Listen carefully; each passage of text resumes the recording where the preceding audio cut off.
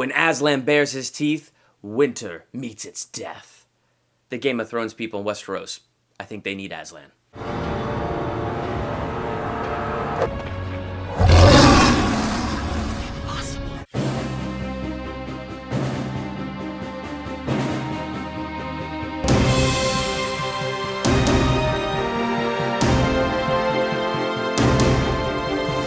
Welcome to Durbania, I'm Durbin, and this is my theological analysis for 2005's The Lion, the Witch, and the Wardrobe, the Chronicles of Narnia.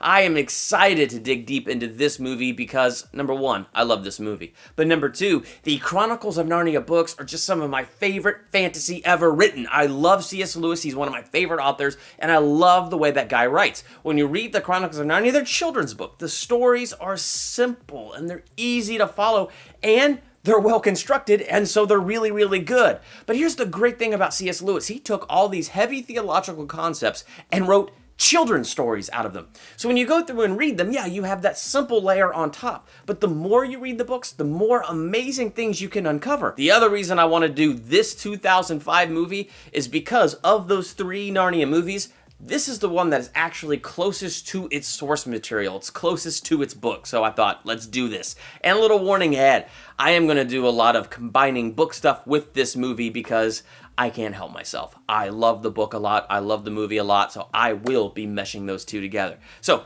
here we go. We got these four children. Peter, Susan, Edmund, and Lucy. Lucy, being the youngest, finds herself going through a magic wardrobe into the magical land of Narnia, where she meets Mr. Tumnus, Professor X, or young Professor X, and we see that the land is covered in snow and ice. So right off the bat, we begin to learn that there's something wrong here, and we find out that this is a country under siege. It is under the oppression of the White Witch. She has this whole land under her curse as she's ruling in this land as a supposed queen. What's her curse?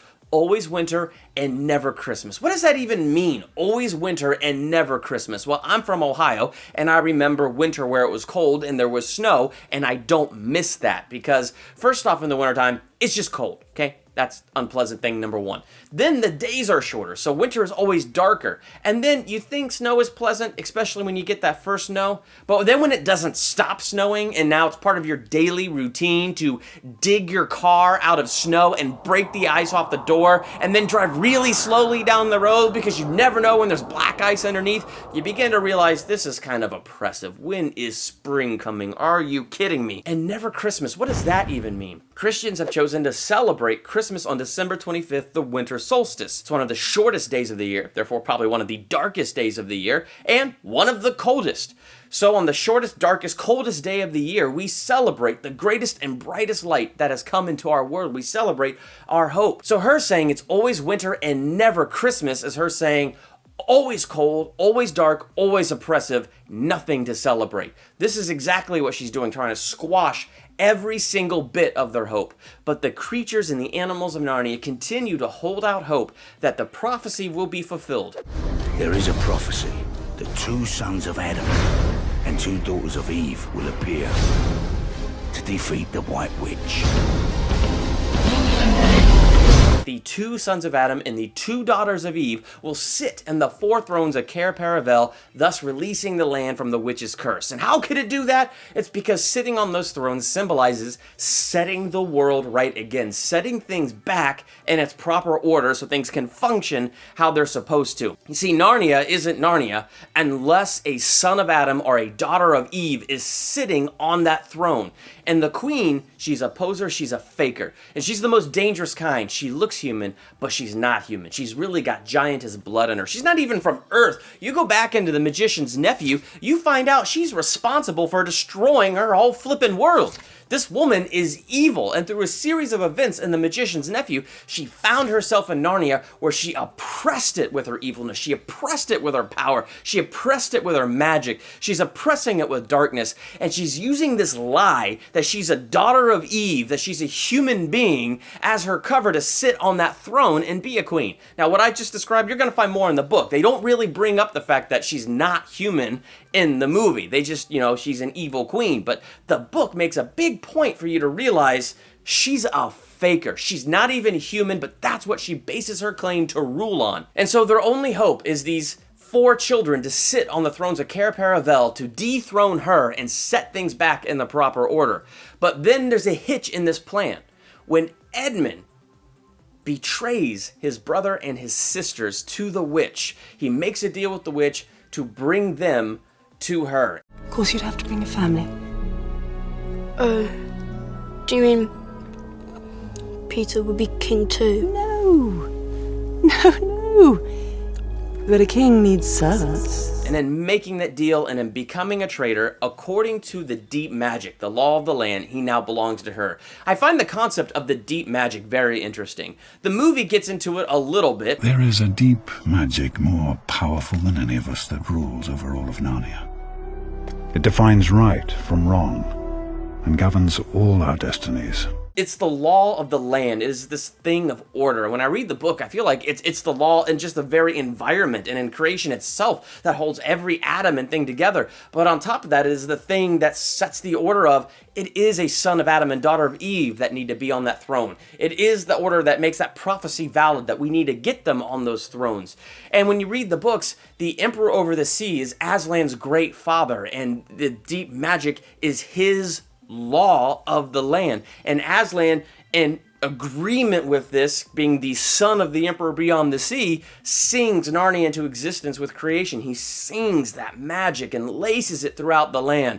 So those that created the order can't go against that order. So they created the law, they set it down, and they have to go with what they said, because if they don't... Every traitor belongs to me.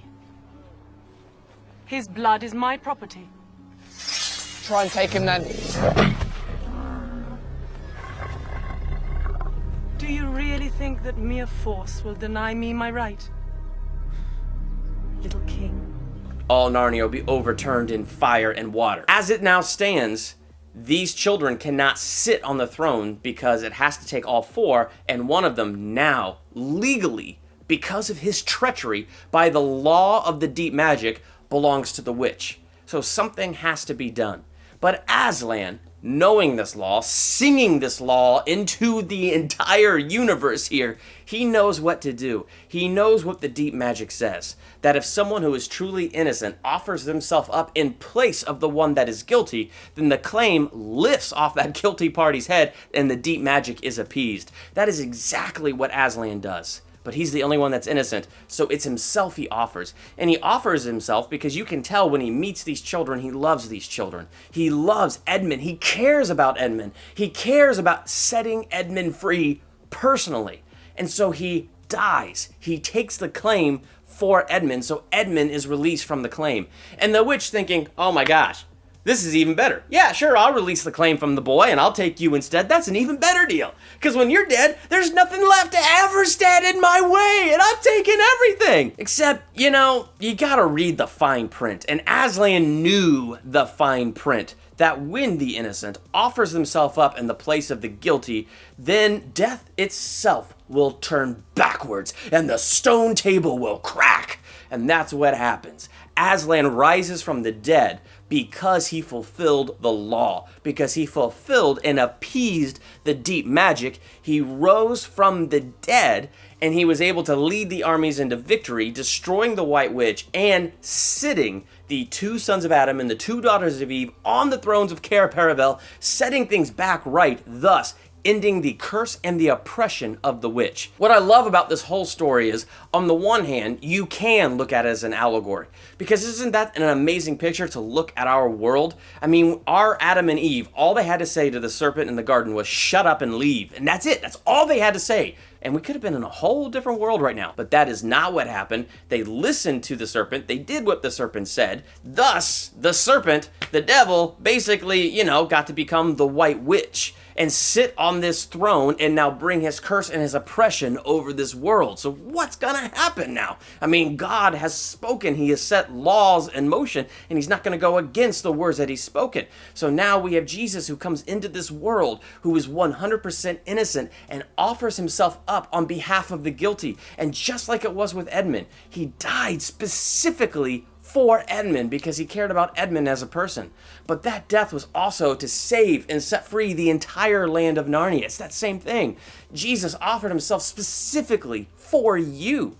but it was also for all mankind, and he set each and every single one of us free by what he did when he died on that cross, and 3 days later, he came back to life. So on the one hand, you can see this movie as a way of breaking down and making the ideas of why he had to go through what he went through make sense. On the other hand, C.S. Lewis didn't write Narnia to be allegories. He didn't write these as allegories of the Christian faith. He wrote these as pure fantasy stories of what if there was a whole nother world out there, a whole separate universe, and what if, like ours, it fell?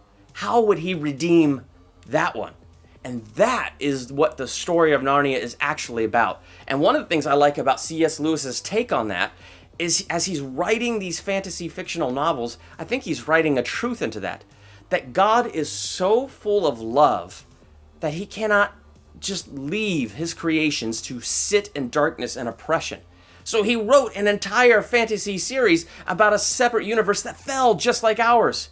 And he did it all over again. The sacrifice, the death, the resurrection. He did it all over again because he won't tolerate his creations left in darkness, left under oppression. He will redeem. He will move heaven and earth to redeem. And so through these fantasy novels, I think C.S. Lewis paints a very clear picture of the real Jesus, that he will move heaven and earth to redeem you from whatever oppression you might be facing in life. So me, I love these books. This is what I see when I read the books. This is what I see when I watch the movies. This is the stuff I'm thinking about. What are you thinking about when you read the books? If you read the books, I'm always excited to talk about these books. Let's do it in the comments. If you've seen all 3 of these Narnia movies that were recently made not too long ago, wow, it has actually been longer than I think. 2005. What is your favorite of those 3 movies? Make sure to let me know of that in the comments as well. While you're there, hit that subscribe button to become a Durbanian. Next to the subscribe button is the bell. Click that bell so you're notified the moment I drop new videos. Like and share this video. I'm Durbin. Thank you for checking out Durbania.